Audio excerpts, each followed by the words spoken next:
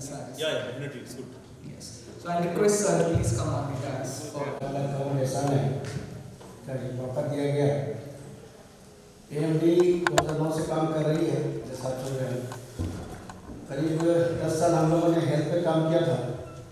2019 में डॉक्टर है साहब और मेरे से जो प्रेसिडेंट हैं उनके मशवरे से खास कर जब अपनी बेटी की पढ़ाई की बात आई, बेटी की तैयारी करानी है तो हम लोगों ने स्टार्ट किया पटना में AMD 2020 के नाम से मेडिकल नीट यूजी की कोचिंग की जो एक बैच, तो एक समरी है उसको हम जैसे बताना चाहते हैं।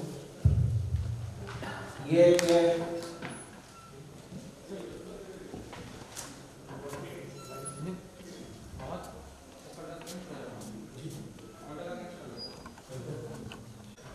था कि ये हमारे रेजिडेंशियल मेडिकल रिसर्च सेंटर होगा और ये इनिशिएटिव है AMD अकेडमी की।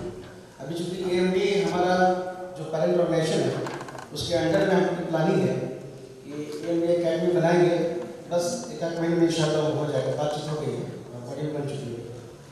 जो हमारे एजुकेशनल विंग होगा AMD का पर्पस क्या था, expert and excellent academic guidance in a bias environment with organised and disciplined lifestyle to achieve the optimal result. हमारा मिशन है to provide the quality education in a healthy and competitive ambience with Islamic moral and human values at affordable cost and financial support to develop class. और vision जो हमारा है to shape and guide the new generation to become responsible and successful human being as per the teaching and guidance of Islam and world education, जो AMD का main हमारा aims भी है। इसमें सर हम लोगों ने 20 की बैच रखी है, ऐसे सुपर 30 के नाम से जो हमारे IPS ऑफिसर हैं जिन्होंने सुपर 30 को दुनिया के सामने इंट्रोड्यूस कराया था और थाउजेंड्स ऑफ IITians सर ने पैदा किया। तो इस आइडिया से लेकर हम सर के पास गए हम लोग, तो बैच तो सर का 30 का था लेकिन हम लोगों ने 40 लिया, क्योंकि इस्लाम में 40 का मतलब है उसी 40 जो सर सुपर चिल्ला सर, तो वहीं से 40 को हमने डेवलप किया और नाम जो 2020 रखी गई उसके पीछे भी मिशन है कि हमारा जो 40 का बैच होगा उसमें 20 बैच होगा फुल पेमेंट का सीट और 20 जो सर होगा हम उसको देंगे जो हमारे समाज के प्राइड होंगे और टैलेंटेड होंगे। तो और दूसरा मिशन बेसिस था कि सर 2020 हमारा पहला बैच आया रिजल्ट के साथ, 2020 में शुरू किया था, तो 2020 में 2-3 मैसेजेस छिपी हैं और फैकल्टी में हम लोगों ने जो हमारे स्टेट बिहार में जो बेस्ट फैकल्टी थे उनको हम लोगों ने हायर किया और हेल्थी एंड हाइजीनिक फूड के लिए हम लोग अपना किचन अपने कैंपस में अपनी टीम बनाई किचन की, fully AC classroom is equipped with modern facilities, जो प्रोजेक्टर होता है, टीवीज है, प्री रिकॉर्डेड वीडियोस है, वो सब हमारा वहाँ है। Properly ventilated safe secure and peaceful accommodation एक मॉडल है पटना में, जो भी पटना है वेलकम करते हैं सबका, आके बार हमारा वो देखें। Time tested well designed academic and religious daily routine थोड़ा हम दूसरे कोचिंग से हमारा अलग है। हम लोग शाहीन जो अब्दुल कदीर साहब जो इधर कर्नाटक में चलाते हैं सर, वहीं से हम लोगों ने इसको लिया है और इसको शुरू करने के पहले हम लोग बैंगलोर गए, हैदराबाद गए, दिल्ली गए, बॉम्बे गए, हर जगह स्टडी किया। फाइनली हमने सर का जो अब्दुल कदीर साहब का जो प्रोग्राम था कि क्लासरूम में ही हम लोग 15 घंटे बच्चों को बिठाएंगे, तो सर सुबह 7 बजे बच्चों को क्लासरूम में डालते हैं और रात के 10 बजे तक क्लासरूम में ही रखते हैं। उसी में हमारा वो नमाज का ब्रेक, खाने का ब्रेक जो भी है, इसमें 15 घंटे हम लोग एकेडमिक मतलब पढ़ने का वो टाइम नहीं रहता सर, उसमें 6 घंटे हम अपने टीचर से फैकल्टी से पढ़ाते हैं और 6 घंटे सेल्फ स्टडी के लिए बच्चों को मिल जाते हैं। इसमें हमारे जो मेन हमारे जो गार्जियंस है प्रोफेसर अहमद अब्दुल हई सर, जो चीफ पैट्रन भी AMD के और अभी जो AMD अकेडमी बना रहे हैं उसके पैट्रन हैं।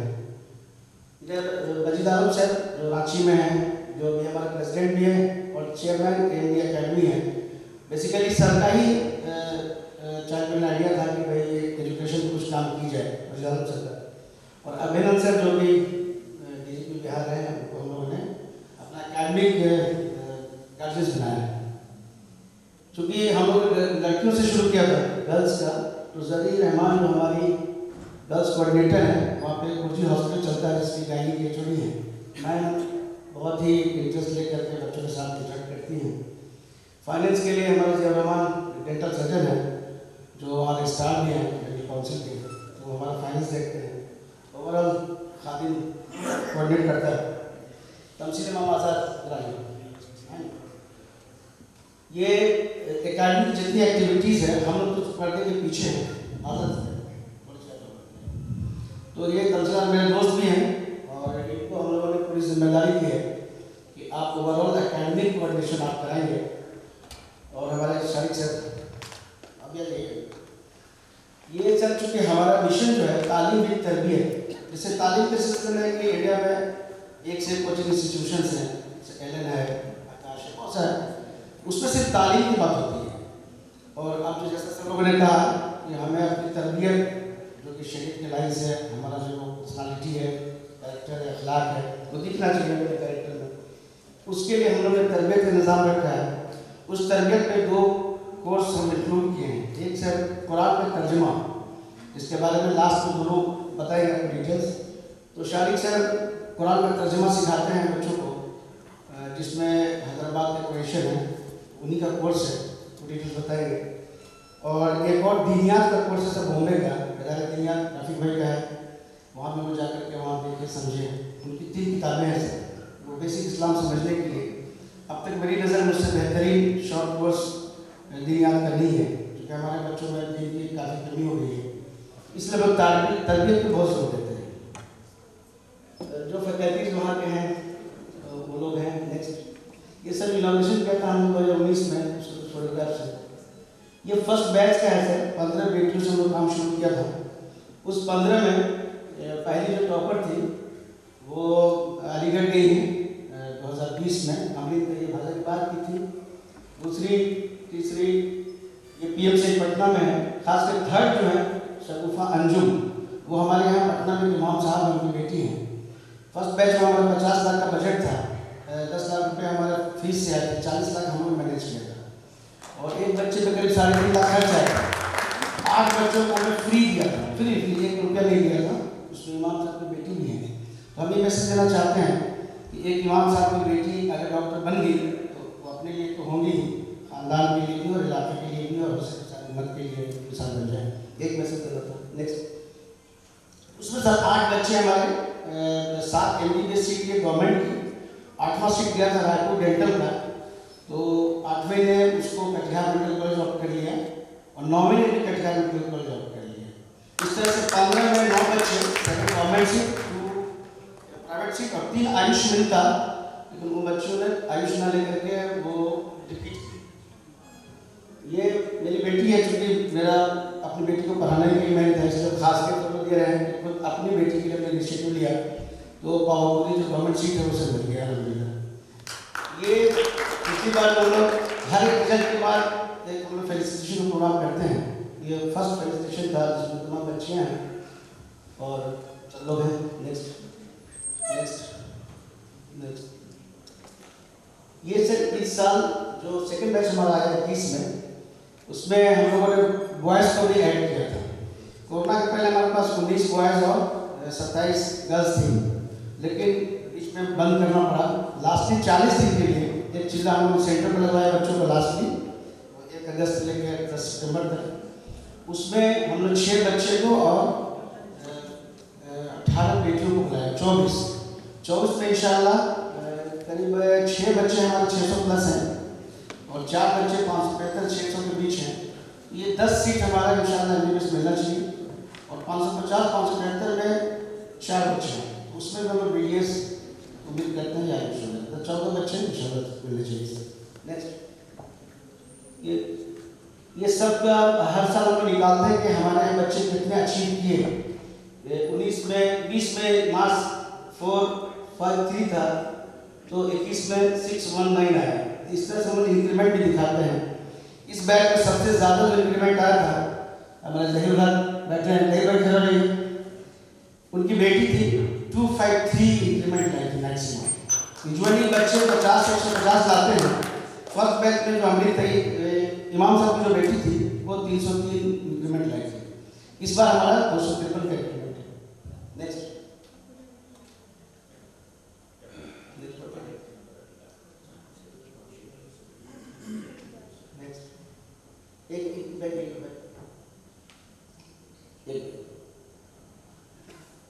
ये काशिफ, ये अलीगढ़ में है, अलीगढ़ के इंटरनल है। इनको मिला था मौलाना साहब कैंटर, इस बार इम्प्रूव किया है। मार्क्स इनका 636 है, इंशाल्लाह उसको भी मिल जाएगा। नेक्स्ट ये प्रोग्राम हमारा जो है नीट फाउंडेशन और टारगेट दोनों चलता है, और ऑनलाइन ऑफलाइन, तो इस तरह से 4 प्रोग्राम हमारे पास है। इस बार प्रोग्राम था कि दिल्ली और रांची में शुरू करेंगे। हम लोगों ने टेस्ट भी लिया, लेकिन अच्छे बच्चे नहीं मिले, और क्योंकि 40 की बैच करनी थी, बच्चे बहुत कम मिले, हमने ड्रॉप कर दिया है। आपसे गुजारिश है, कोशिश करें, दुआ करें, इस बार इंशाल्लाह हम लोग 40 की बैच दिल्ली में भी, रांची में शुरू कर सकते। नेक्स्ट ये टेस्ट ऑर्डर लिया था उसका। नेक्स्ट ये कैंपस है हमारा, गर्ल्स जो सेंटर है वहाँ पे वो कैंपस है। ये क्लासरूम है, ये प्ले रूम, और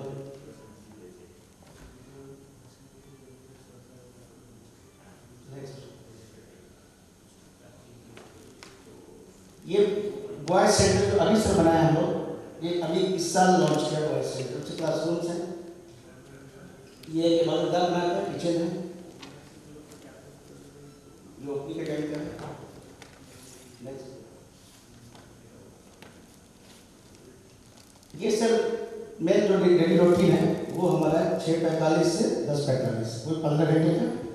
नेक्स्ट एक बार थोड़ा सा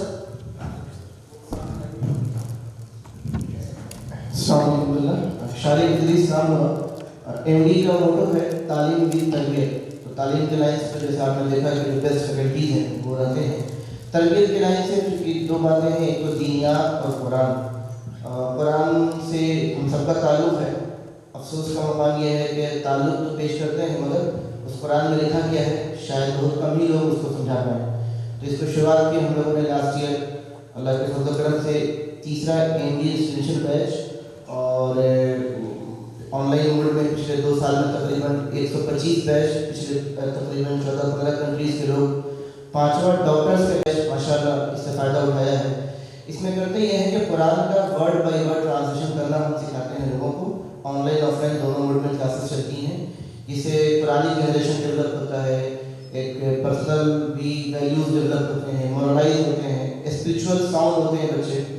आज जो सोसाइटी में जो चीज़ें हम मशहूर हैं डॉक्टर्स के हवाले से, ज़रूरत है कि एक ऐसी नस्ल तैयार हो कि उनके एक्टिविटीज़ से, उनके अमल से, उनके किरदार से, उनके अखलाक से, उनके बिहेवियर से वो एज ए मुस्लिम है ये प्रेजेंट हो।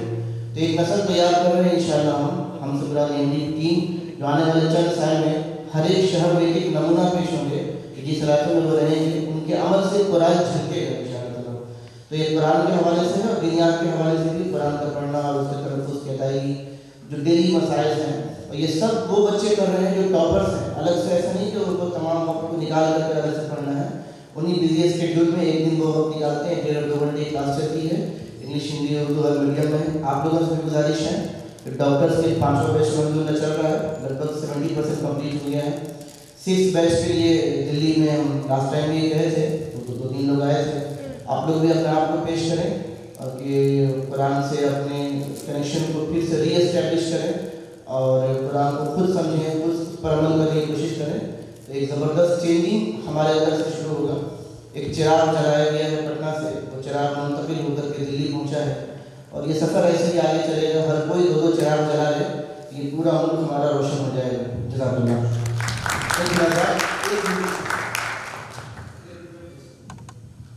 अस्सलाम वालेकुम। हमारा तजुर्बा मतलब इसके पीछे यही रहा है कि एक एवरेज बच्चा भी अगर उसको एक कंडीसिव इन्वायरमेंट दे दिया जाए और अपनी निगरानी में, आज क्रिकेट में दिल्ली और कोटा जैसे इसमें एक से एक इंस्टीट्यूट पड़े हुए हैं जहाँ पे फैकल्टीज़ की कोई कमी नहीं है। अगर कमी है तो माहौल की और निगरानी की।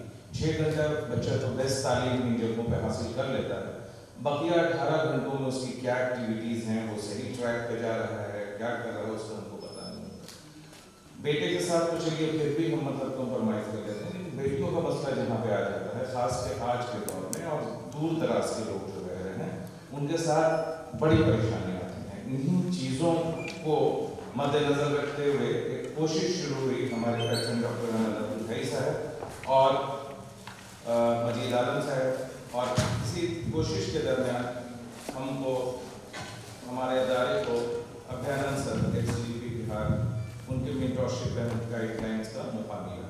तो उनके ही चूँकि उनका तजुर्बा रहा है और पिछले 15-20 सालों से इसमें लगे हुए हैं, तो उसको हम लोगों ने बाज़ाब्ते निज़ाम हम लोगों ने तय किया था, और ये हमारा तीसरा साल चल रहा है कि 3 साल के अंदर में एक सिस्टम हम लोगों को डेवलप करना है। और अभ्यानंद सर ये कहते हैं कि आप लोगों की जो कोशिश है, तो आपको एक सिस्टम डेवलप करना होगा जिस तरीके से सुपर 30 ने किया है, और उसको कहीं भी इमुलेट किया जा सकता है। आप लोगों को कहिए कि हार्डवेयर का इंतजाम करें, सॉफ्टवेयर जो है आप प्रोवाइड करेंगे सुपर 30 की तरीके से। तो यहाँ पे भी सुबह से लेकर के फजर से लेकर रात 10 बजे तक का एक निज़ाम, चूँकि 2 एग्ज़ाम्स जो प्रेस्टिजियस एग्ज़ाम्स हैं इंडिया के, एक सिविल सर्विसेज का और एक नीट, जिसका डिमांड है कि बच्चा या जो एस्पायरेंट्स है वो कंसिस्टेंसी के साथ 15 घंटा मिनिमम जो है वो इसी माहौल में कि उसको अपना विजन क्लियरली मतलब नज़र आता रहे, वो प्रोवाइड कर दिया जाए, तो वो बच्चा अपने टारगेट को अचीव कर सकता है। और जैसा कि एग्जाम्पल के तौर पर बताया गया कि इमाम साहब की बेटी शगुफा को सिर्फ 341 मार्क्स उसने प्रीवियस ईयर नीट में लाया था, और फाइनली इसी माहौल में उसने 644 मार्क्स ला करके बिहार का नंबर 1 कॉलेज PMCH में आज वो फर्स्ट ईयर कर। तो इंशाल्लाह हम लोग अब पूरे इस इसमें हैं कि इस चीज़ को एक सिस्टम के तौर पे इस्टेब्लिश करेंगे। दिल्ली चैप्टर से इसकी कोशिश कर रहा है, झारखंड वाले भी कर रहे हैं, तो आप लोगों की कोऑपरेशन से और इंशाल्लाह तमाम लोगों की दुआओं से इंशाल्लाह दिल्ली और रांची में भी AMD 2020 का निज़ाम बहुत ही जल्द कायम होगा। आखिरी मैसेज, सरकार बोलती बेटी बचाओ बेटी पढ़ाओ, AMD बोलता बेटी अपनाओ।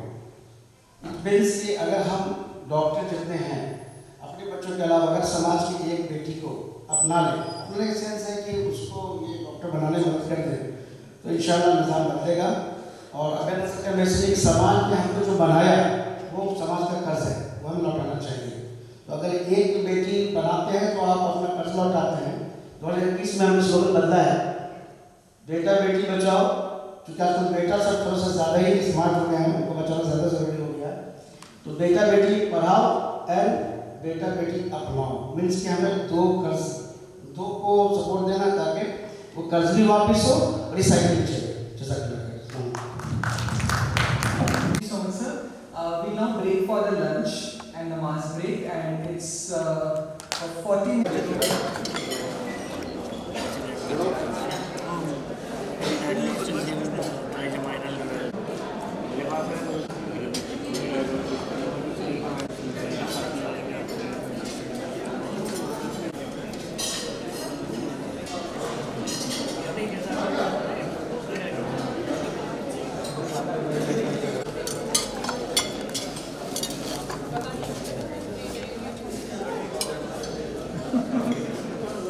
होना चाहिए ना कि मतलब तुम लोगों ने कोविड का प्रॉफिट भी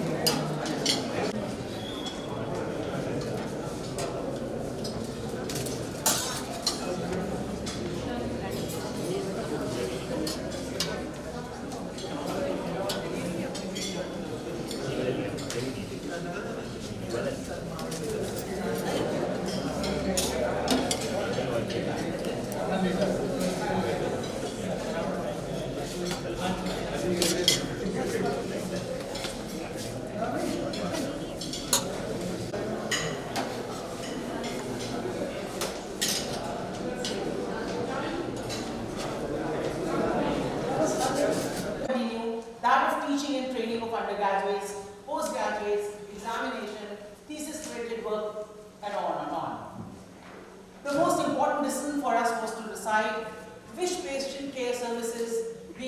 continue and which we could stop for some time. Emergency and labor room, we decided to continue 24/7. We decided to stop elective surgeries except oncology services. There was a government directive, so we stopped the IVF unit. OPD was discontinued because of overcrowding and infection control issues. But how to provide antenatal care? Because we know that 85% of the complications that occur, they are occurring in low-risk women. Pregnancy itself is a high-risk state. Only 15% of the complications occur in high-risk pregnancy cases. So we just established our protocol and published this on 16th April 2020 using the All India Institute of Medical Sciences, the WHO and various other guidelines that are already there. We decided that patients admitted to non-COVID and COVID areas after screening by a questionnaire which was happening, I think, all over in all facilities, and history of travel, symptoms and area of residence.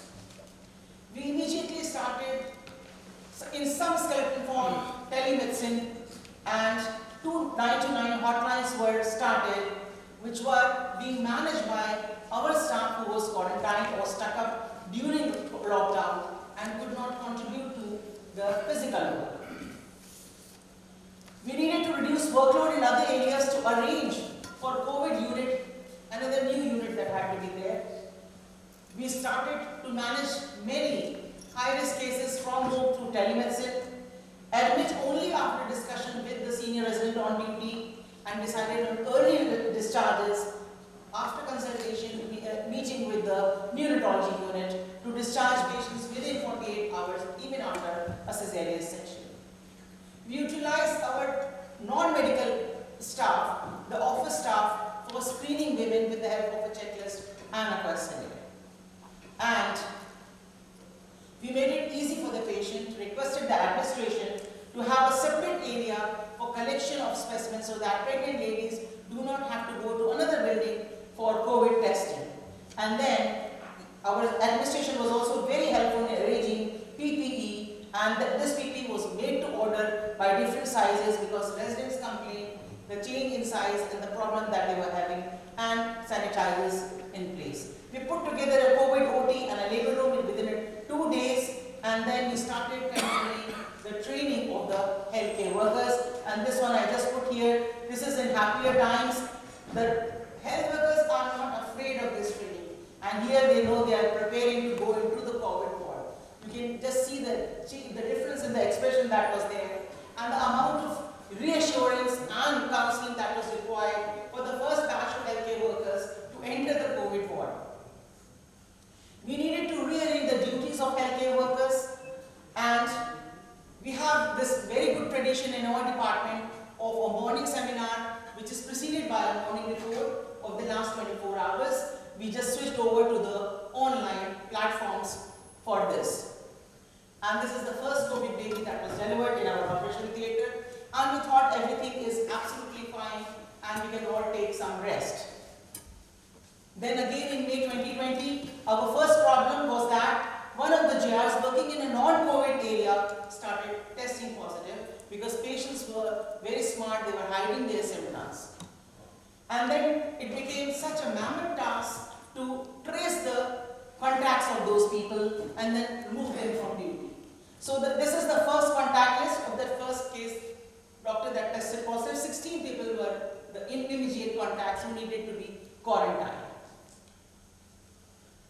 And then there was another who were not exactly a contact workers, but they were suffering from absenteeism, sending me photographs like this. Look here, ma'am, my area has been barricaded, I can't report for work today.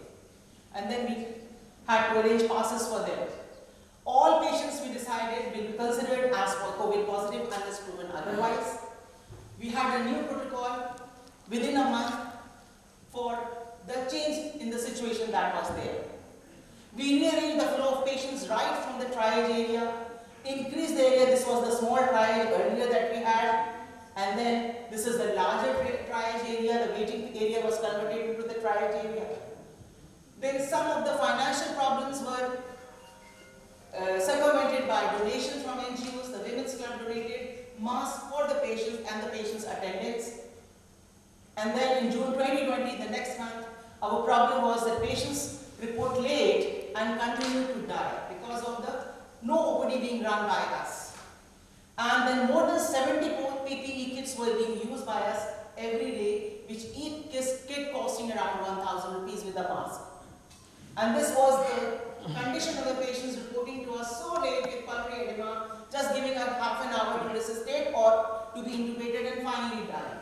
And we do not know the cause. So how to provide antenatal care? We again had a staff meeting and a policy decision was taken to start the OPD services in some form. But the problem is, where is the space, where is the staff?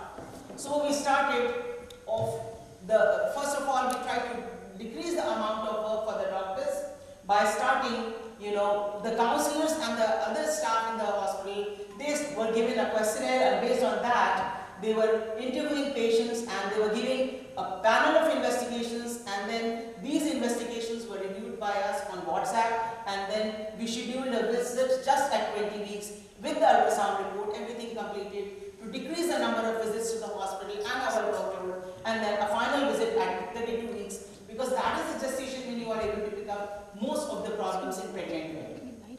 A de facto OPD was started right at the trial itself, and these 20 weekers and 32 weekers were coming there.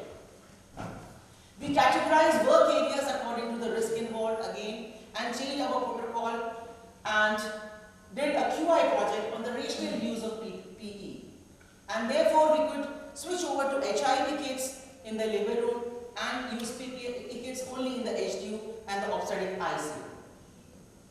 So this is just a photograph depicting that. And then we centralized the distribution of PPE and maintained a stock register and confirmed the number of PPEs used by the doffing record. And we could decrease from 70 to almost 30 to 40 PPEs per day after that. The next month, again, another problem appeared, and we were worried that we were not able to provide respectful maternity care, because when patients started testing positive, we had to decrease the labor room traffic, and therefore we stopped the birth companion, which used to accompany the patients in our institution. And I'm proud to say that it is one of the first institutions to introduce a birth companion during labor. So now we had more doctors falling sick, and we were not able to provide a birth companion during labor. And this is the QI project that was happening at our, and which we showed that it was almost zero now. Then we thought of this, and then we had a counseling, developed a counseling and consent form.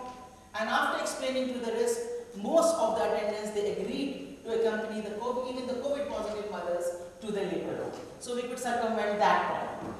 And again, we had more doctors falling sick, so we limited the number of consultations from 100 to 50, so that we have a fine balance between the well-being of the patient and the well-being of the doctor.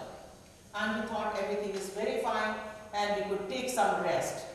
When our hospital society, infection control society, Dr. Fatma, she did what do you call that? Sting operation on us. And this is the photograph she sent me. We sent me to another depression. So I thought it was going to be something like this, my doffing area, but actually it was something like this. So we started a 6-hourly pictorial reporting on WhatsApp. So one sister in charge was Paige, the in charge of the doffing area, who had to supervise the doffing.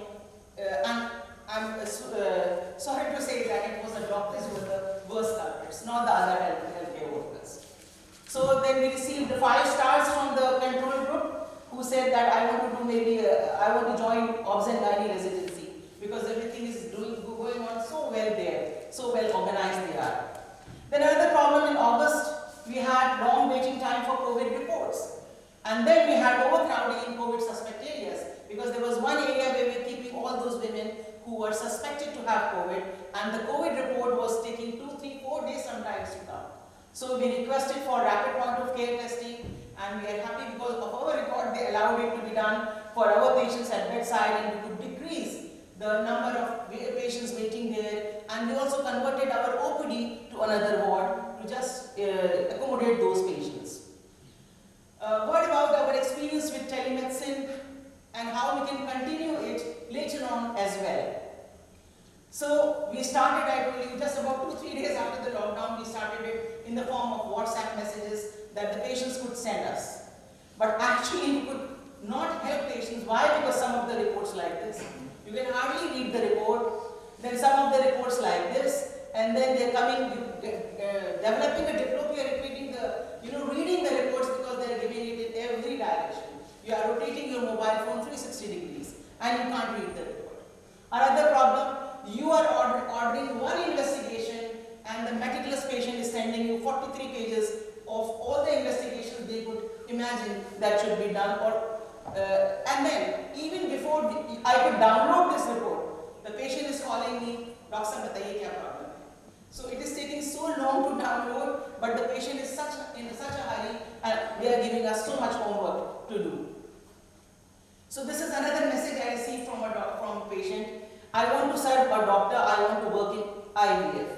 So I had no idea what this person is talking about. And then later on I found that this was a patient from Yemen who wanted some advice regarding her inability to conceive.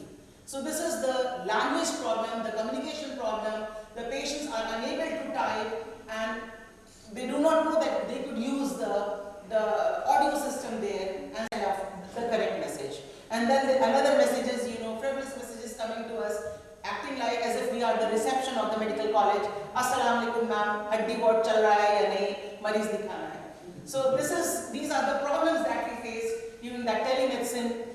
And some of the patients did not have smartphones, they were unable to type, there was poor net connectivity where they were staying, and then finally we think it is a very important tool, but both the patient and the doctor have to be trained in telemedicine in order to make use of it, and even in normal times we can use it to decrease the amount of overcrowding that is there in our facilities, the government facilities, and decrease the amount of work that we do. Why do we continue to do it? Yes, sometimes we have been able to recognize impending danger just with the help of a phone call the patient made to us and prevent one of the greatest strategies in medical practice, that is a preventable maternal death.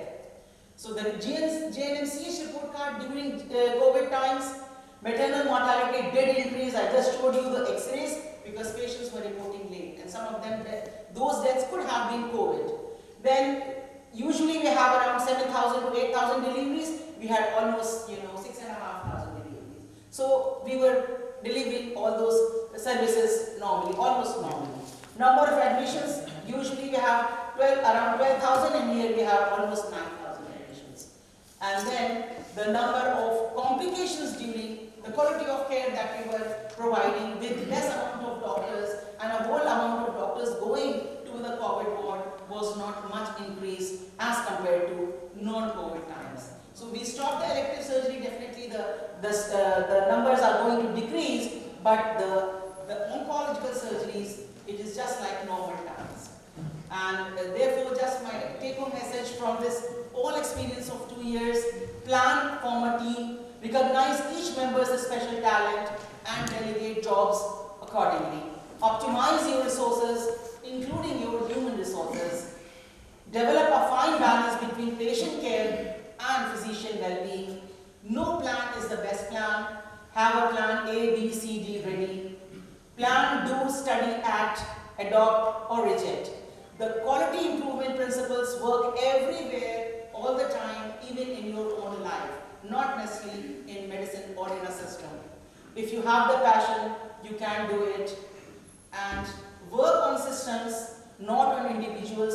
I handed over the charge of HOD-ship about a year back, and the system is still in place. So if you work on systems, the system develops well, and it doesn't make it doesn't matter who's at the helm of affairs. So when we were discussing what we should write on these scrub suits for obs and gynae residents, we zeroed it on we deliver. So literally, and also because we deliver babies, we do deliver, and I think our report card says that we did deliver properly and nicely during COVID times. This is my team. Thank you very much.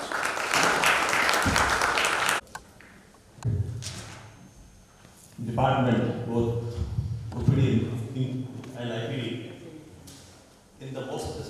circumstances has been commendable, and it is worth emulating by every institution, every department, where obstetrics and gynecology services are performed, and not only that, every other department also. It is worth emulating. So your services are very commendable, and you are a role model for all of us. Wish you all the best. Wish you better prospects and a better career in future. And if yes, please participate, ma'am. I think she has to leave. Can we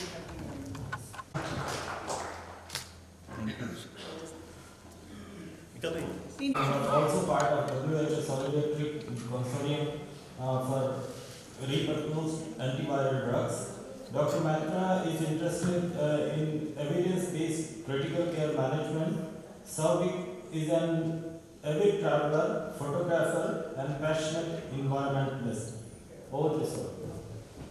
Thank you, sir, and very good afternoon to the dignitaries and the respective chairpersons. Today, in short, I will discuss the guidelines of COVID care. That since the guidelines 2 years have been elapsed, and a number of changes has been taken place in the various guidelines. New studies have come up, and they are actually continuously being updated in the literature.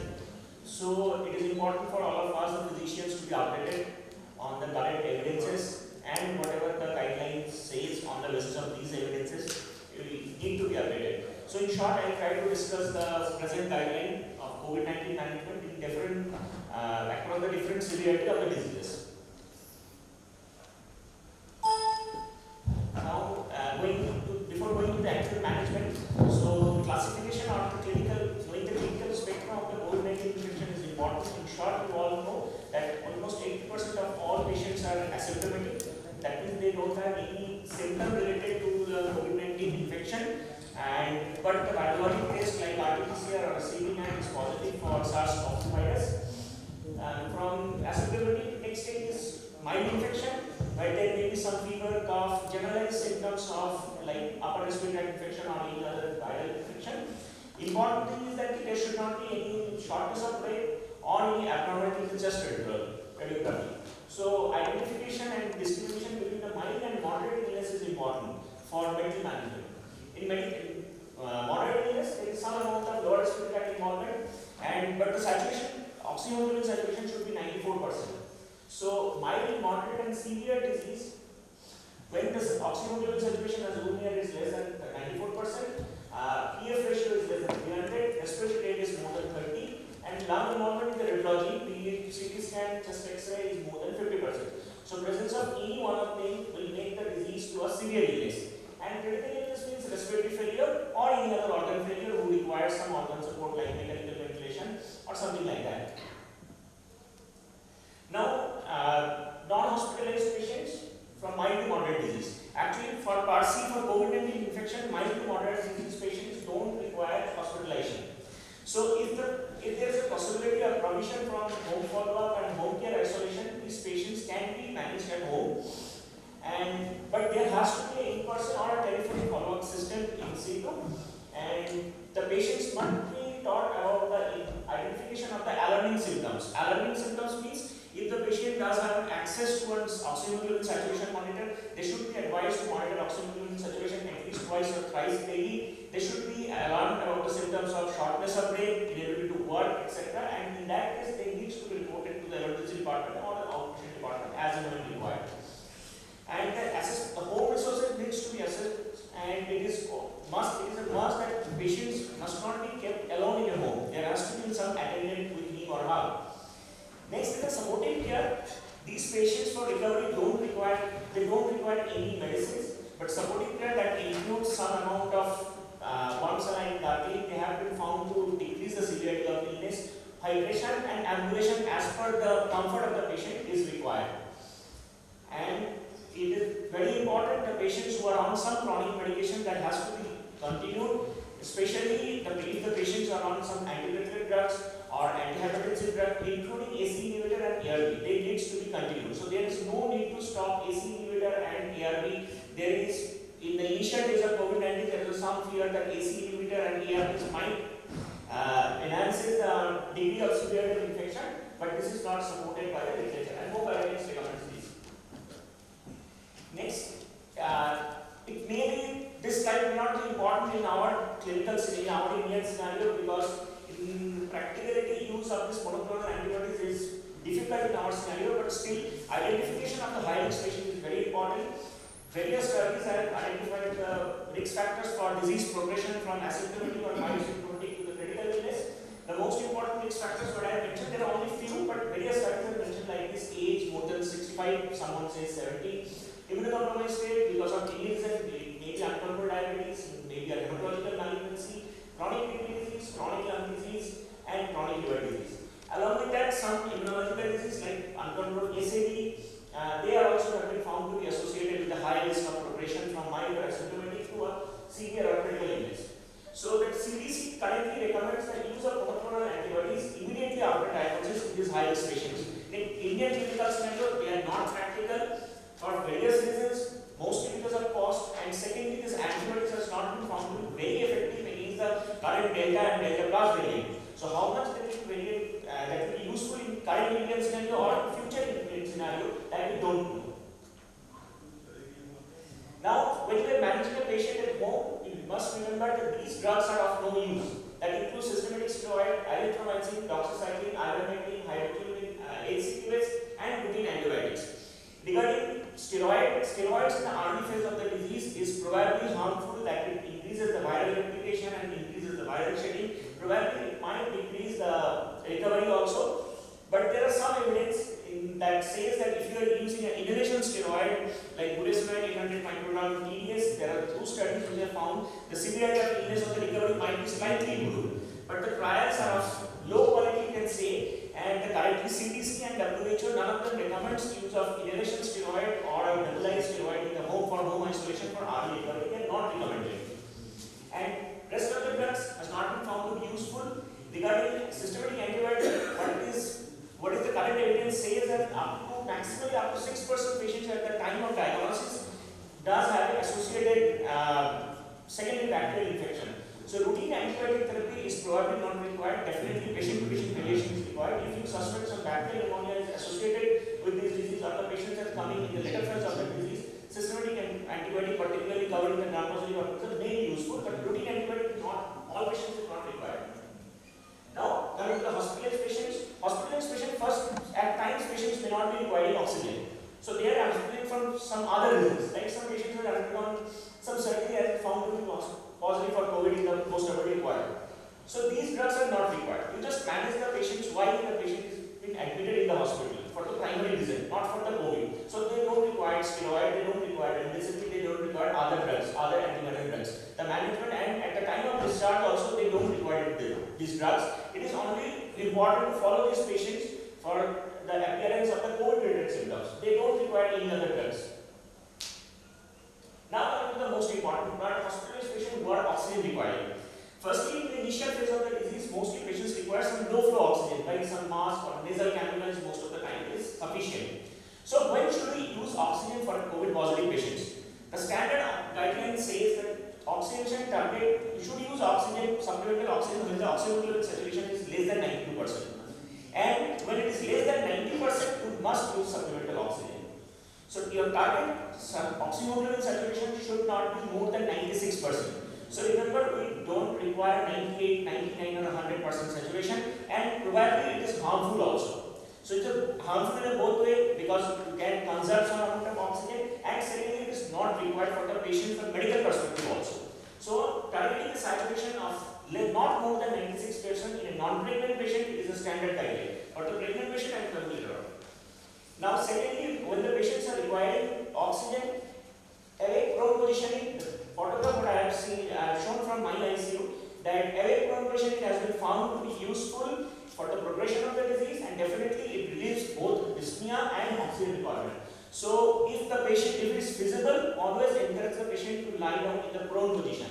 How much and how long? At least 8 hours per day patient should be encouraged, all patients should be encouraged to be in the prone position at least 8 hours per day and throughout the time period whenever he or she is requiring oxygen. Dexamethasone and remdesivir, that is standard care, it is required, and coming details later on in the drugs. Next, the patients might not be well with the low flow oxygen devices like face mask or nasal prong. Next, the oxygen therapy is delivered by high flow nasal oxygen or non-invasive ventilation. Both of them are useful in non-invasive ventilation and high flow nasal oxygen. There are studies published in different studies. So, in these patients, dexamethasone and remdesivir are the standard of care. Third point is that it is very important to identify the presence of systematic inflammation in these patients. The terminology probably all of you have heard, the cytokine release syndrome, CRS. Cytokine release syndrome is probably a misnomer because cytokines are released in all kinds of viral infection and bacterial infection. In fact, it has been found that the cytokine profile in COVID-19 patients is actually the cytokine release is less than the ARDS from other causes and sepsis. So the cytokine blanket use of this term, cytokine release syndrome, is not appropriate. But it is important to identify the presence of systematic inflammation. So how to identify the presence of systematic inflammation? Systematic inflammation can be identified on the bedside by some clinical features like fever, tachycardia, and you can see the patients are want to touch by some biochemical method, like you can do a CRP, you can do a IL-6, you can do a ferritin. Still, they are all non-specific, but elevation of one or more than one parameters along with some clinical parameter along with the severity of the disease, you can say the patient is having a systematic inflammation. So identification of the systematic inflammation is important because these patients may be benefited from bevacizumab or tocilizumab. But remember, these two drugs should not be co-administered. No society recommends that using bevacizumab and tocilizumab simultaneously. So along with dexamethasone and remdesivir, you can use bevacizumab and tocilizumab. Sorry. Now, which device to use, NIV and or high flow nasal oxygen? So both these devices are useful, and mostly high flow nasal oxygen, when it is available, it is comfortable for the patients. Patient can be kept in the prone position. They can sometimes talk, though it's not very advisable. They can eat. So high flow nasal oxygen in our standard practice, it is the first device to be used. We also did a study. The second study cited here, published in Respiratory Care 2-3 months back. It was published. It was done in our ICU in the first phase of pandemic. We have found that high flow nasal oxygen has some benefit, but definitely it is not up to that mark that high flow nasal oxygen is a standard of care. Yes, if you don't have access to high flow nasal oxygen, or you are concerned about the oxygen use, NIV is also as good as high flow nasal oxygen, and probably there is no practical difference. NIV is particularly useful maybe in the later phase of the disease when the patient's respiratory muscles are fatty, patients are fat to have the tachypnea, tachycardia, and carbon dioxide retention. In this case, the NIV may be of use.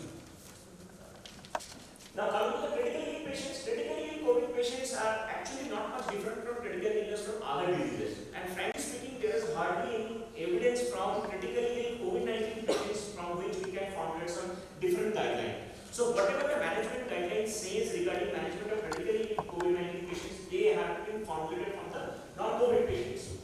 So critically ill patients, whenever they are requiring organ support, mostly the respiratory organ support, that is respiratory failure, use of a low tidal volume ventilation, that is the standard of care of an ARDS, non-COVID ARDS, that is 4 to 8 ml per kg of predicted body weight, along with maintenance of the pulmonary artery pressure of less than 30 centimeter water, and use of a high PEEP strategy, which is recommended by all the society guidelines. But from our experience of managing nearly 500 or 700 mechanically ventilated patients of COVID-19, the titration of the PEEP is very important. Blanket use of high PEEP is not advisable, at least from our experience we can see. And they are using of high PEEP is probably of no benefit, and they might cause a bad trauma. We have seen a lot of cases of bad trauma as we refer from other hospitals, that is happening in our hospitals also.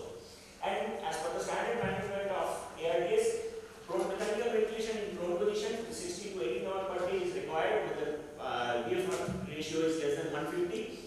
Here also we have seen that standard guidelines recommend 16 to 18 hours of prone position. We have seen the patients might be benefited from slightly longer duration of prone position, maybe up to 24 hours or even 36 hours.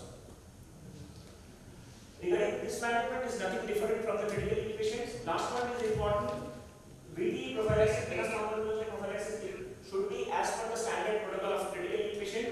Recent guidelines don't say you need not to give higher dose of anti-thrombotic agent. Just monitor the development of venous thromboembolism is more than enough. Now regarding corticosteroid is required only for patients who are requiring some form of oxygen. The patients who are not requiring oxygen, corticosteroid of any kind is not required. Dose is 6 mg of dexamethasone per oral per day or equivalent drug. Though the evidence is coming from dexamethasone, not from the other drug. If you are using shorter acting drugs like prednisolone, methylprednisolone or hydrocortisone, the duration, the dosing should be PD or TD according to the dose. And dexamethasone can maximally be used up for 10 days, not more than that. There are evidence that the high dose steroid is not useful, so 6 mg stick to the 6 mg dose. For the time being, there is no evidence. And long duration of therapy, though it has been debated by many persons regarding the long COVID illness. So, but continuing dexamethasone for more than 10 days is not recommended. IL-6 inhibitor tocilizumab is a drug of choice. It can be used in patients who are requiring oxygen and along with there is a systemic inflammation. This dose is standard 8 mg per kg. Up to 800 mg is the maximum dose. Second dose may be required. The trials which have been used when IL-6 inhibitors were used, 30% of the patients required the second dose of IL-6 inhibitor, sarilumab or tocilizumab. But before using tocilizumab, you must remember that systemic infection or sepsis must be excluded. Remdesivir, you all know, the iron polymerase inhibitor. The dose is 200 mg on day 1, followed by 100 mg for 4 days. And some evidence say that 10 days therapy can also be useful. It's slightly on dicey. It has to be, it's contraindicated in patients with estimated glomerular filtration data less than 30. Baricitinib is a new drug, the Janssen is a limited JAK inhibitor, and the standard dose is 4 mg for 14 days. The indication is same, presence of systemic inflammation. Here also the dose adjustment is required when the GFR is less than 60. If it is less than 60 to 30, you should use a 2 mg per day dose. Now, these are just a few things about COVID in pregnancy. The oxyhemoglobin saturation is more than 95%. Actual target is 96. The standard target. Dexamethasone is not contraindicated. Remdesivir can be used. There is safety data from a small population is available in the United States. No Indian data is available. Prohibition, we have also used. It can be used both in the awake patients and in the intubated patients also. Routine fetal mortality and routine obstetric care. There is no evidence that if you do an expedite, this severity decreases. So the guideline, no guideline recommends that routine delivery or the termination of pregnancy. So the routine care is recommended as of now. Though there is no studies available, there are only case series and case reports are available, which shows that conflicting data. There are some case reports where the ARDS has been resolved with the delivery of the baby. Whether it has happened with the delivery of the baby or it has happened on its own, it's difficult to say, or rather impossible to say. Thank you, and this is my mail ID. If you have some queries, you can send. So, it provides us with the latest guidelines in the treatment of pulmonary or pneumonitis as a result of COVID-19 infection. I think there should be a discussion on this topic. So I invite the people to, the delegates to kindly feel free to ask questions. He'll be very pleased to answer. He's a very knowledgeable person working in the most prestigious institute of the country.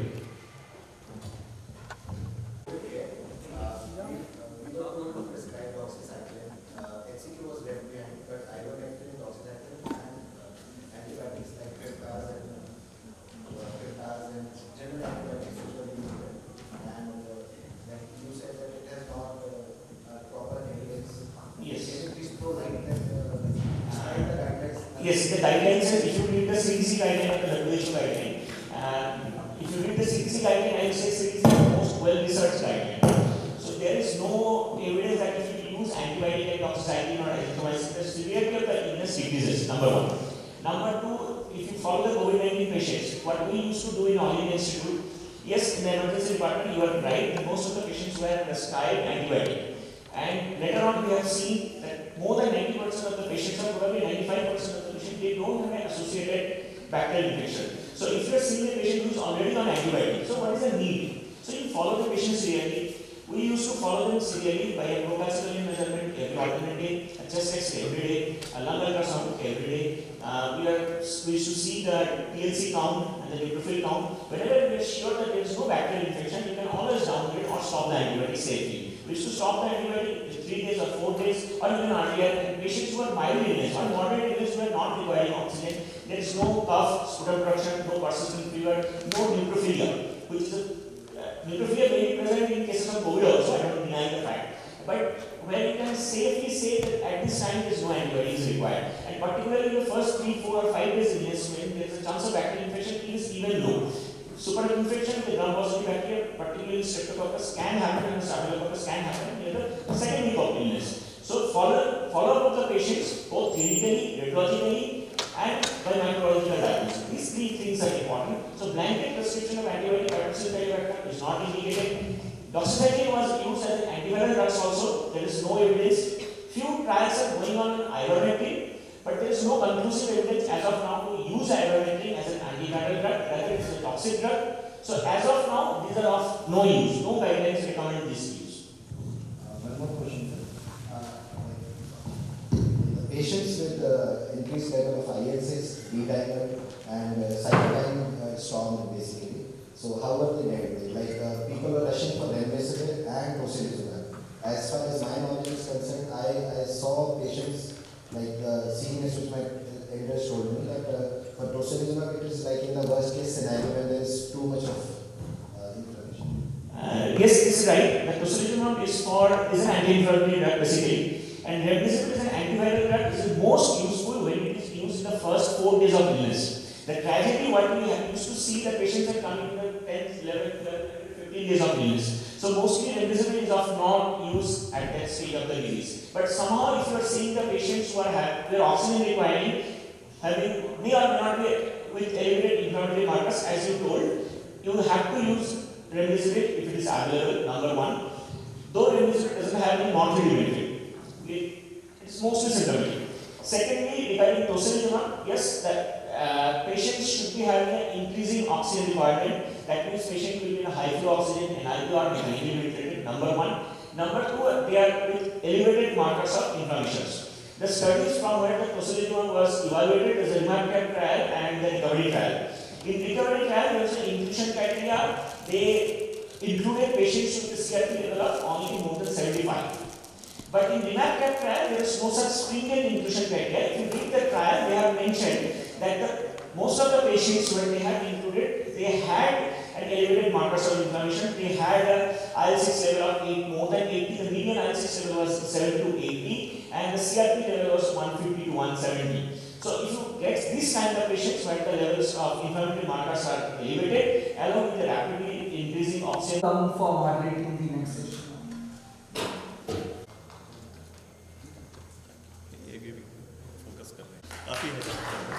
Ma'am. She is Director Professor of Physiology from UCMS and Dr. Kushira from STEM. Sir is the Head Department of Surgery in UCMS. He is also the Coordinator of Medical Education Unit and the Organizing Chairperson of today's event.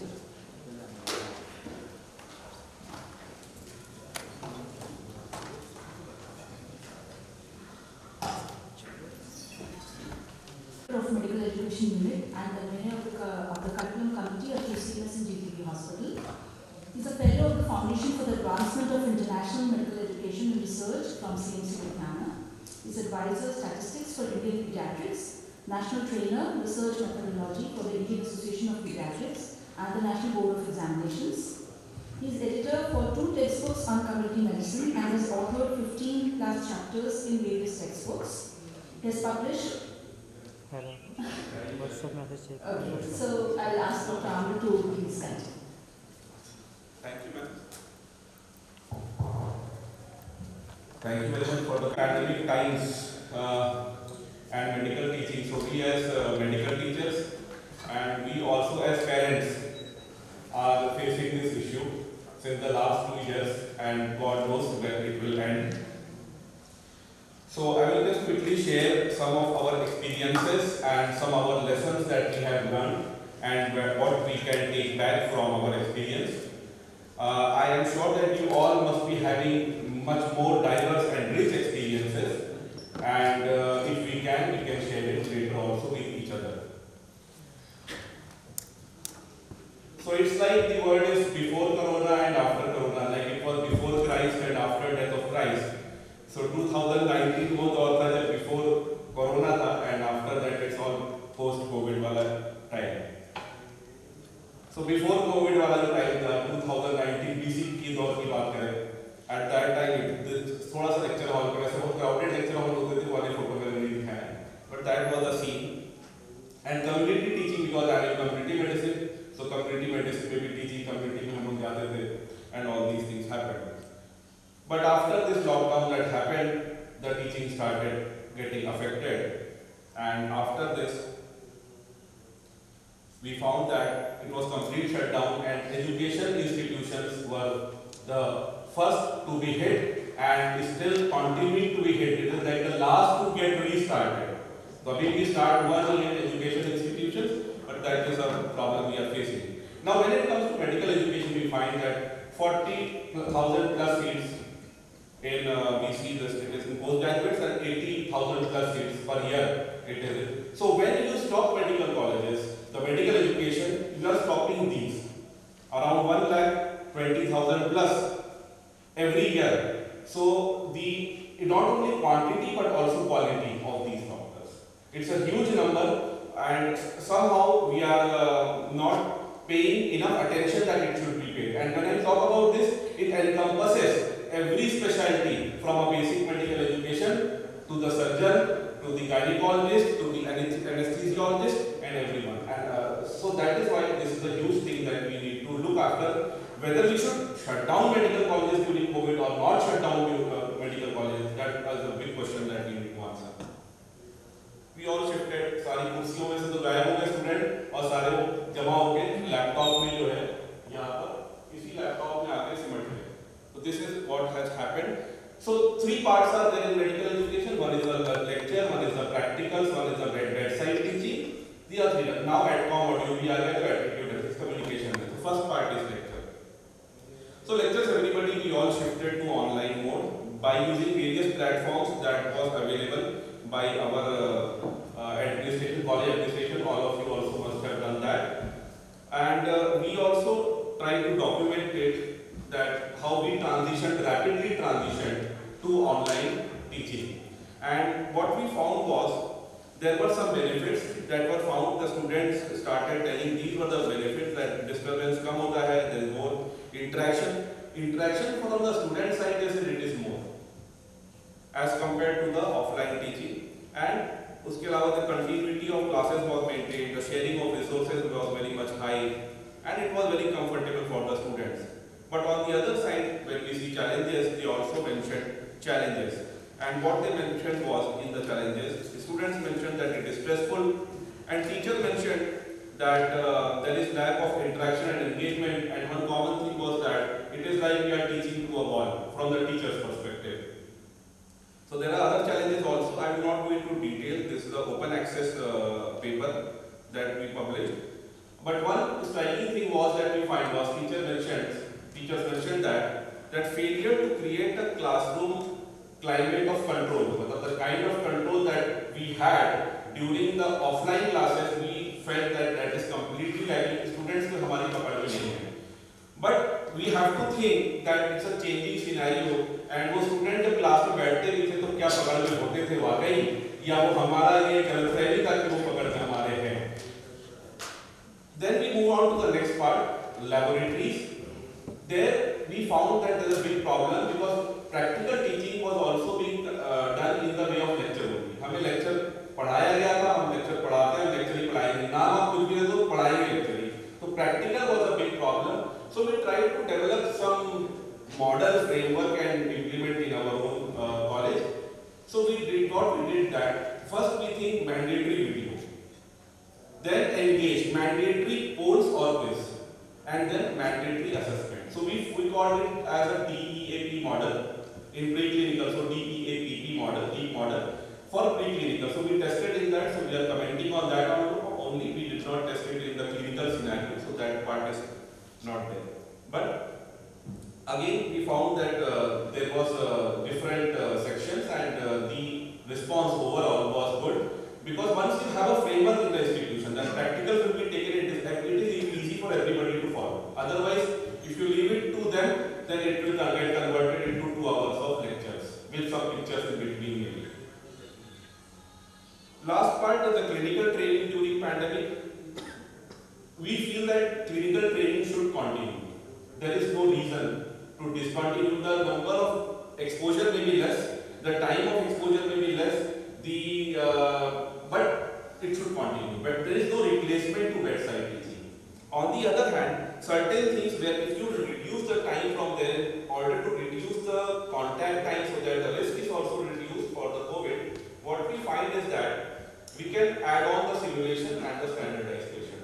So we have to put some supplemental complementary things in order to for the lack of the time that is being given to the bedside. So simulated patients can be used. One additional thing in medical education that has come up is now COVID training. Because how to manage COVID patients is like a job of every person. So how to do that for postgraduates, even in some places final year medical undergraduates were involved in that. So that is to be added in medical education on a continuous basis where you can go on doing some refresher trainings. So COVID-19 we implemented it in our college, and online open access is the best way to go. So develop our own resources, we feel that it is the best strategy rather than taking it from internet from here and there. The context is very different and we are not able to apply those things in our college. So COVID training, some videos we developed, we also conducted skill trainings regularly for all the healthcare staff. So hands-on training in batches of 25 for many months it continued. But this is the danger of shifting to online training. That this we need to reduce. And when we say we have to reduce this, we find certain things. We have the lessons that we have learned is one. We think we should not convert teaching hospitals completely to COVID dedicated hospitals. Convert other hospitals to COVID dedicated hospitals, it is fine. But the trend that we have in medical college hospitals, they are teaching hospitals, their main responsibility, there were 1,20,000 plus doctors that are being paid every year in medical college. If that starts getting affected, उसका shortage हमें next wave में ही पता लग जाएगा. Next generation तक रुकने की जरूरत नहीं है. जो अभी डिले हो रहा है NEET काउंसलिंग का, उसका हमें अभी इसी wave में ही पता चल जाएगा. Next generation तक रुकने की जरूरत नहीं है. So that is why one lesson that I think we have learned is that don't convert teaching hospitals completely into COVID dedicated hospital. Let the trainings continue. Second is students now will have to be more proactive. The days are gone when teachers के ऊपर था कि teachers उसको बना के पढ़ा के सब no. Online में the type of independence and autonomy the student is enjoying, they have to be proactive. Otherwise, it's a gone case completely. And teachers need to be engaged, innovative, and optimistic and hopeful, because without that we can't move ahead. It's very difficult to maintain our own willpower and motivation in these tough times. Then administrators will have to provide the due support that is required, otherwise things won't move forward, and patients also must cooperate in this learning of the medical students. You can look at up to our website for certain things. All the things we have done, we have put it on our website. And last year, it is right time to, from this forum also, I would like to request the government also that the resident doctors that are going on strike, we support the problems that they are facing, the intentions with which they are doing it. The strike is a different aspect that we can't discuss here, but this is a serious thing that we need to consider. So thank you all. That is our experience of teaching, medical teaching in pandemic times, and it is evolving. Thank you. Thank you. And the next speaker is Dr. Aksa Sheikh. She doesn't need any introduction. She's the professor. मैंने सोचा postman session में PPT देख के लोग सो जाते हैं, so I'll be using the parliamentary system of reading out notes, my speaker notes, and hopefully I'll finish before time. So my topic is basically COVID-19 vaccination in the minority community, and since 16th January I've been the nodal officer of COVID vaccination center. We started COVID vaccination center also in our HSF Nizam clinic, and also doing some work on looking at acceptance of COVID-19 vaccination in transgender and disability communities along with Dr. Satyendra on a project that we are working on. So I'll be speaking basically from that experience.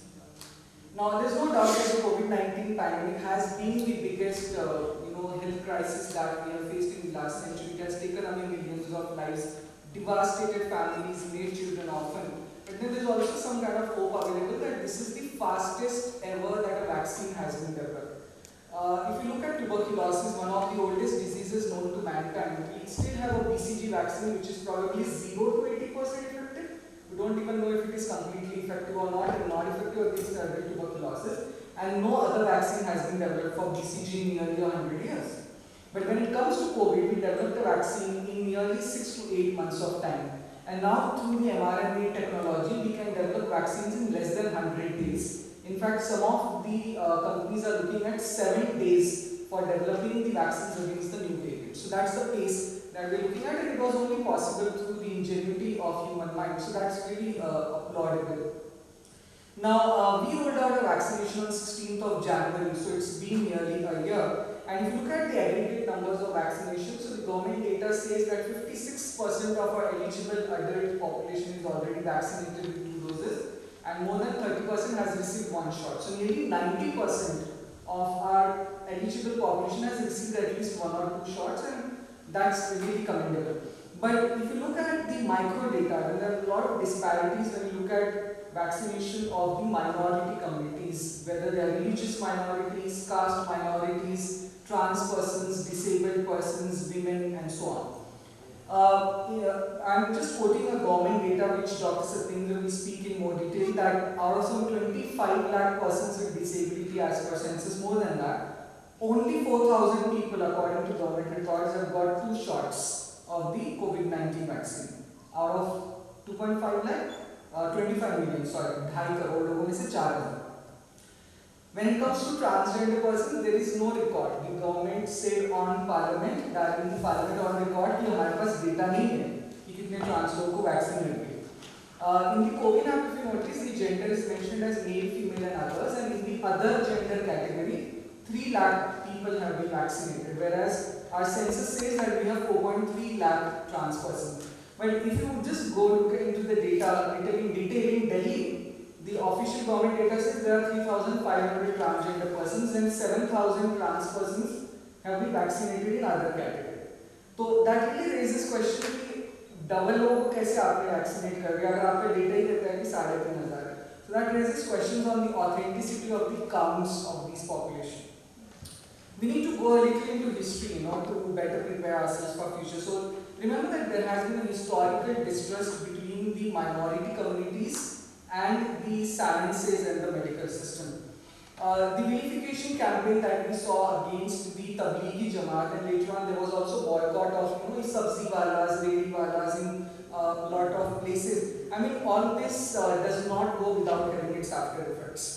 When it comes to COVID testing and vaccination, there has been a lot of misinformation that has been circulating in our family and friends WhatsApp groups. The same was also noticed with the polio immunization campaign, if you notice, when the highest resistance was faced in the Muslim majority Western Uttar Pradesh, Bengal and Bihar areas. In fact, the only last 2 countries left in the world to get rid of polio are Pakistan and Afghanistan, both of them Islamic nations, and it is especially in those areas where there are tribal controlled areas, and now of course almost entire Afghanistan is under the control of Taliban, and there is a lot of cultural and tribal opposition to polio immunization over there. When it comes to vaccine acceptance, it's not only peculiar to the Muslim community, and we should not do that kind of whitewashing. If you go to US, there are a lot of anti-vaxxers over there, and many of them do that because of religious reasons. So there are many Christian scientists who, for example, have mentioned that the vaccines which use human fetal cell lines should not be used or should be avoided, and some other preventive measure should be used. And you must have heard about this measles outbreak which happened in US recently, though it had eliminated measles. And they have a lot of historical unethical practices. Many of you must have read about the Tuskegee syphilis trial, in which the black community was denied the rights to the treatment. It was hidden from them. In India, we have had a lot of forced sterilization campaign, both for the men in the form of vasectomy during the emergency times, and later on the tubectomy camps being done without consent or by fooling these women, you know. So there has been a distrust between the communities and the government, and that has to be looked into. I must talk about the media verification that has happened. You know, recently there was a report which said that in Assam, the lowest vaccination rates are in the Muslim dominated areas. Now when you look at only one parameter and you interpret the data accordingly, you are bound to interpret it wrong, and that's why you have multivariate analysis. These are also the areas which are poor education, poor literacy, they are affected by floods, they don't have healthcare infrastructure, and when you do a deeper analysis, you will notice that these are the factors which are responsible for low vaccination over there, and not just the Muslim community over there. We have to also look at things like women's empowerment and how that affects vaccination. If a certain district had a lot of COVID, then naturally the government says don't take vaccine after 3 months of COVID. So they delay taking vaccines. So these factors are never highlighted by the media. The previous Chief Minister of Uttarakhand had mentioned that the Muslim community is not accepting the vaccines, that they are anti-vaccine, and you know, these kind of statements actually will push the community away from taking the vaccine further. We must also look at what has worked in the past in India and abroad and take lessons from them. So in the polio, you know, the polio immunization was a great success, and they used a lot of community and social mobilization, especially in Western Uttar Pradesh, where they involved the local imams, community leaders, panchayati raj members, women were also involved, and they went to the houses of these people, conveyed them, took vaccines for their own children, and showed that as an example. So that is what needs to be replicated over here. So it's time that we go back to our masjids and use them as the modes of communication in the community. Use the khutbah of Jummah, and that can be used as giving the information about vaccination. It's also important to understand that certain communities, because of their religious beliefs, will have certain questions about vaccination. So you know about certain communities which don't go for blood transfusion, because that's against their religious belief. When it comes to Muslim community, the often question which was asked was, is it halal? Does it have some element of pork? Does it have alcohol? Does it have human fetus cell line? Does it have monkey tissues present in it? And we cannot just say कि आपने ये सवाल पूछा तो आप anti vaccine हो या आप anti government हो या आप anti Modi हो या आप anti BJP. We can't just brush off like that. These are genuine questions, and the scientists and the government are answerable for this. And strictly against making vaccination compulsory. The more you do that, the more the community will go away from the vaccination fold. When it comes to access to the vaccine, that is something हम कहते हैं कि लोग hesitant हैं, लोग vaccine लेना नहीं चाहते. But what about the access? I'll give an example. If you look at Okhla, which is one of the largest Muslim populations in Delhi, it has been 70 years or more since independence, but we do not have a single government hospital over there. And when vaccination was launched, कहाँ पे launch हुआ था? It was launched only in the government facilities. So when there are no government facilities in 5 kilometers areas around you, do you expect these persons to travel and take the vaccines? उसके बाद जब next phase में vaccination start हुआ, it started in government schools. Again, the density of the government schools in Muslim dominated areas is documented to be lesser than in other areas. So when there are no hospitals and schools in my area, where do I go and get the vaccines? Do I go to Indraprasth Apollo Hospital, which is a private hospital located in Okhla? So these are the questions that we need to look into. Then I want to also talk about the COVID app. India is one of those countries which has a digital background for vaccination, and we made a app compulsory for giving the vaccine, and this has never happened in the history of vaccination in India. We eliminated polio from this country without an app, but now everything is digital, the entire India is digital, but that's just false painting that has been painted. So when it comes to COVID app, initially it was mandatory कि आप COVID app में register करो and then you get a slot and do that. How many, the Muslim community is one of the most backward in terms of education, money, digital access, internet access. कहाँ से वो register करेंगे and कहाँ से slot book करेंगे? All those slots were getting booked by using bots, by using some kind of software, by people from Gurgaon and Noida. So these are the kind of things. Then if you remember, the pandemic came just after the NTCA and RC protests, and there was a lot of doubt कि ये जो आधार card मांग रहे हैं vaccination के लिए, is it going to be used as a proof of nationality? And in India, Aadhaar, which is the easiest document of identity to get, is not present with everyone. If you talk about the trans persons, out of 4.3 lakh official trans persons, only 60,000 people have Aadhaar card. If they don't have Aadhaar card, do you expect them to have passport, driving licenses or PAN card? Of course not. How are they going to get vaccinated is the question that the government needs to ask. Then we have to look at what is working and use the samples. So in Bihar, in this Himachal area, where IME is quite popular, they used Asaduddin Owaisi's poster taking the first shot of the vaccine. And all these 5 MLAs who are from Himachal area show that poster, get the vaccine and promote. And उसकी वजह से काफी लोगों ने vaccine लिया. In Mumbai and Maharashtra, they used Salman Khan's video to promote vaccination. So that was another thing which was done कि community में सलमान खान के fans बहुत हैं और ये लोग वैक्सीन ले रहे हैं तो सलमान खान से बुलवा रहे हैं. And these things work. In many countries in the West, they did in the Ramzan month night-time vaccination because people were apprehensive कि रोजे में vaccine लेंगे नहीं लेंगे. In India also we had 24/7 vaccination center. At Human Solidarity Foundation, we developed a comics called Fatima Puchti Hai, and we rolled out FAQs through that. We also came out with WhatsApp groups for imams of masjid, and every one of you can do that, right? I must also talk about the role of Islamic organizations. So many countries में Islamic organizations, Islamic medical organizations like British Islamic Medical Organization worked a lot with the community at the ground level to push for vaccination. We have to see what AMD can do now. अभी तक हमने किया नहीं किया, but now what we can do to push vaccination in the community. And you have to understand that ये vaccination वाला किस्सा खत्म नहीं होने वाला. Even if we all have got 2 shots of vaccine, you know that booster is probably going to come, and we'll also soon have vaccination for children. And looking at how things are happening, how variants are developing from under-vaccinated areas, it may soon become like influenza, where you take an annual seasonal influenza vaccine. So we have to have this continuous communication with the communities to get them to accept vaccine. I have to say this, that the Muslim community has been always at the forefront of disaster management.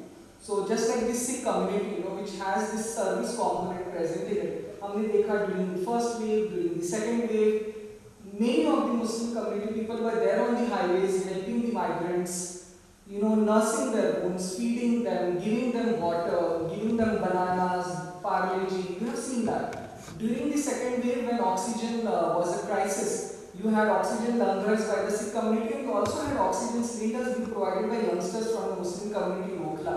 And we have seen that from our own eyes. So the Muslim community has been always having this spirit of helping others.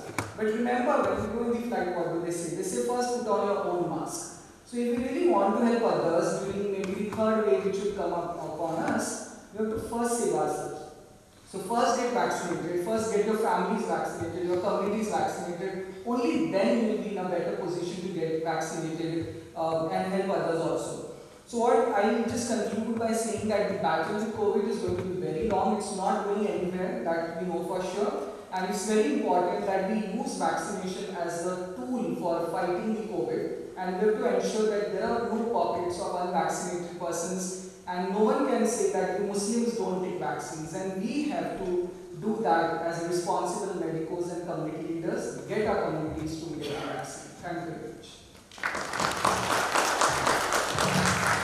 COVID vaccination in minority community, and I was about to ask you a question here. How you said that we should involve the religious leaders, and that is very important, but you have also said yourself, and a big responsibility has been, I think, which you have mentioned, is for that this we can take as a challenge, that we should go to the religious leader, and especially from our community, and tell them, and all of I think AMD members, and we can take this agenda and give that we should take it as a challenge for this next year, that how we can do this, we can prepare a plan for this, and we should go, especially in Delhi NCR region, how best we can do all these things. So thank you, Dr. Afsar, for I think very, very informative and this lecture you have taken. Any questions, please? One or two I think I can take. Just one item will take, and after 3 and because I have a question to Dr. Dr. Sir. Dr. Sir, my question is related to COVID IgG antibody. We know that in this pandemic, many doctors lost their life in spite of getting 2 vaccine doses. And also it is true with the public. Many public, even in spite of getting full vaccination, they were infected and they lost their life. Do you have any data from the COVID IgG antibody levels which is protected or should be there to protect yourself? Thank you, sir, for that question. I think when it comes to we are over-dependent on antibody levels, we need to understand when it comes to immunity, you have cell-mediated immunity, you also have antibody-related immunity. And when we are looking at IgG and IgG, we are only looking at antibody-related immunity. It's little expensive and complicated to look at the cell-mediated immunity part, and those are not generally covered in population-based sero surveys. So even if someone does not have good antibody levels, we cannot say that they are not protected against COVID. They should be, and even if someone has very high levels, we are not sure if these are going to be protective against a particular variant. So recently, when we talk about the Omicron variant, what we found that even people who had 2 shots of certain vaccines had very little immunity. But if they had a booster, then that immunity did reach up to 70%. Or if they had 2 shots plus an actual infection, then immunity levels were present. So there is no magic figure to say that if you have this cutoff of antibody, then you are protected or not protected. We need to look at cell-mediated immunity also. We have to take into consideration antibody-related immunity also. But very importantly, keep our guards up, because we can't rely maybe to antibody levels high, so I don't need to get the vaccine or I don't need to wear a mask or something like that. Thank you, Dr. So now we are at session. So it's my honor to introduce Dr. Satendra Singh. He's a professor of physiology at University College of Medical Sciences and GTB Hospital, Delhi. Relation scholar and visiting scholar at the McLean Center for Clinical Medical Ethics at the University of Chicago. He's also editorial board member of the Indian Journal of Medical Ethics. He's a disability justice advocate who has brought many policy reforms, including the inclusion of disability rights in the new CBME-based medical curriculum in India. He served as a co-chair of the International Council for Disability Inclusion in Medical Education and also member of National Human Rights Commission's core group on disability. Sir, we are honored